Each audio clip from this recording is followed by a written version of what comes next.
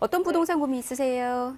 예, 부러고요. 예. 고척동 예. 동안신 아파트인데요. 예. 그 매도를 좀 해야 되는지 해서요. 아, 지금 거주하고 있는 곳일까요? 네, 네, 알겠습니다. 매도해도 괜찮은 곳인지 고척동으로 한번 가볼게요. 팀장님 바꿔드리겠습니다. 인사 나눠보세요. 안녕하세요, 시청자님.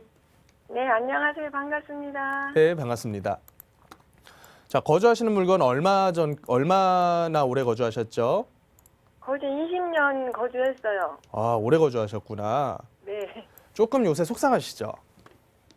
예. 남들 올라가는 것만큼 안 올라가줘서. 네. 그러면 이렇게 생각을 해보시는 거예요. 20년 동안에 많은 굴곡이 있었고 많은 가격 상승이 있었죠, 모든 지역들이. 네, 근데 좋았던 시절에 많이 올라가는 물건을 못 따라갔다라고 하는 거는 앞으로 또 좋은 시절이 와도 또 따라가기 힘들다라는 얘기 아닐까요? 네. 갑자기 뭐 태세가 바뀌어서 갑자기 뭐 수직으로 올라간다는 의미보다는 그게 더 현실적이잖아요. 네. 그랬을 경우는 시청자님은 20년 동안 다른 아파트 한 채 살고 계셨던 분보다 많이 뒤처졌어요. 네. 그러면 앞으로는 중요한 거는 팔까요 말까요에 대한 질문이 아니에요. 팔고 어떻게 할까요에 대한 질문이 우선일 거예요. 네. 시청자님에 대한 정확한 진단이 있어야 될 것 같아요. 그러면 그 진단을 한번 해보실까요? 네, 자, 이거를 팔고 다른 곳 어디로 좀 갔으면 해서요. 시청자님 이거 팔면 얼마에 팔린대요? 한 이거는 5억 8천 정도요? 자, 5억 8천 팔렸어요. 서울에 네. 5억 8천 가지고 비싸다고 여겨지는 물건은 못 사죠. 네. 살 수가 없어요. 그러면 현금 네. 보유 중이신 게 있어야 될 겁니다. 더 좋은 물건을 사려면. 네. 조금은 있어요. 어느 정도 보유 중이신가요? 한 3억이요.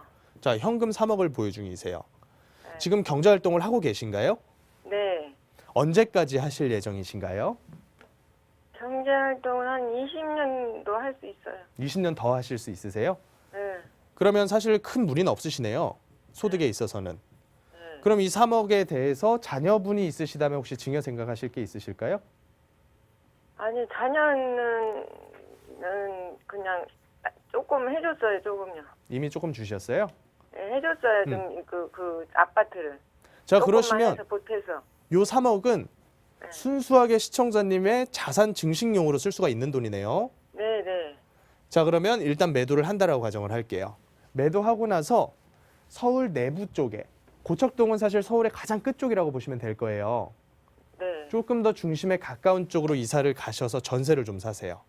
네. 전세를 4억 내지 5억 정도 금액을 들이셔가지고 전세를 좀 사실 필요가 있고요. 네. 그 지역은 제가 정해드릴 수가 없습니다. 네. 시청자님 생활 반경을 제가 모르니까.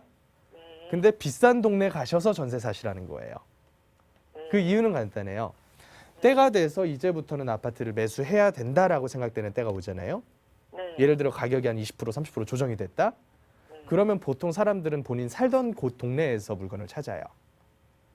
그러니까 제가 좋은 동네, 비싼 동네 가시라고 얘기를 드리는 거예요. 네. 그때가 됐을 때는요. 시청자님께서는 대출에 대해서 겁을 내시면 안 돼요. 네. 거주 아파트를 살 때는 대출을 이용을 할 거고요. 투자 목적의 아파트를 살 때는 전세라는 레버리지를 이용을 할 수가 있거든요.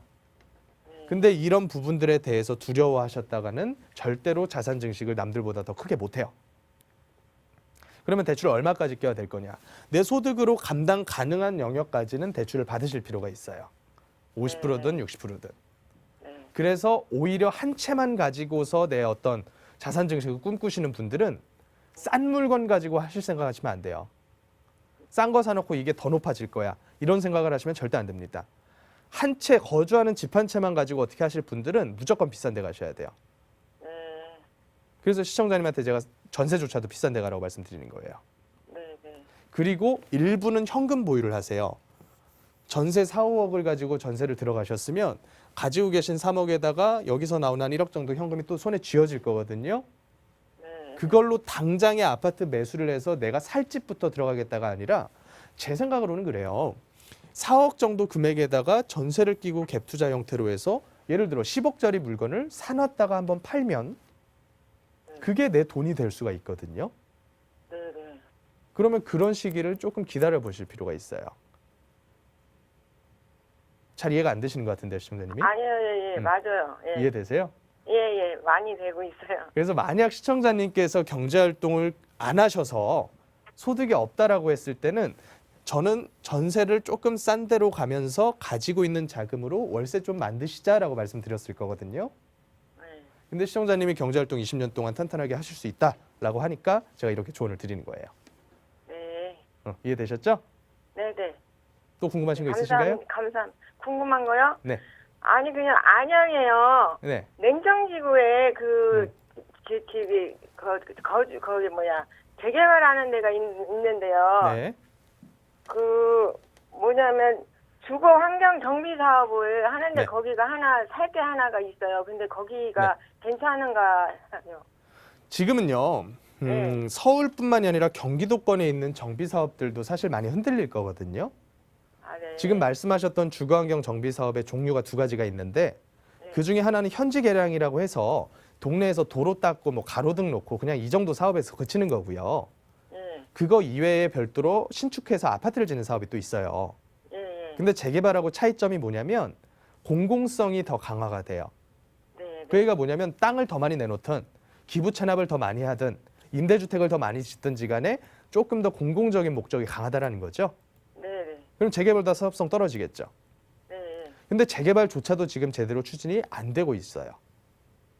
어디든 마찬가지입니다. 그러면 그런 상태에서 좀 더 사업성 떨어지는 데 들어가는 게 좋을까요, 나쁠까요? 당연히 안 좋죠. 예. 제가 이제 모든 재개발, 모든 재건축에 대해서 이렇게 말씀드리는 이유가 뭐냐면요. 같이 흘러가 버려요. 시기적으로 차이는 조금씩 존재를 하는데 예를 들어서 성남 재개발 떨어질 때 안양 재개발은 오를 수도 있어요, 일시적으로. 근데 이게 멀리서 바라보면 그 멀리서 움직인 궤적이 똑같아요. 그러다 보니까 제가 한 주간 뭐 가격 변동한 거 혹은 한 달 동안 오른 거 이거 신경을 안 써버리는 거예요. 네. 어차피 부동산 투자 한두 달 하고서 때려칠 사람이 어디 있습니까? 네. 샀다 하면 4년, 5년인데. 네. 그러니까 제가 장기간 동안의 차트를 계속 말씀을 드려요. 네. 근데 사람들은 눈앞에 일주일 가격 오른 것만 보고서 마음이 다급해지죠. 네. 그러니까 자꾸 쫓아가가지고 물건 살라 그러죠. 네. 저는 그걸 좀 경계를 드리는 주의예요. 아, 예. 시청자님도 조금 마음의 여유를 가지실 필요가 있어요. 네. 네, 여기까지 정리하겠습니다.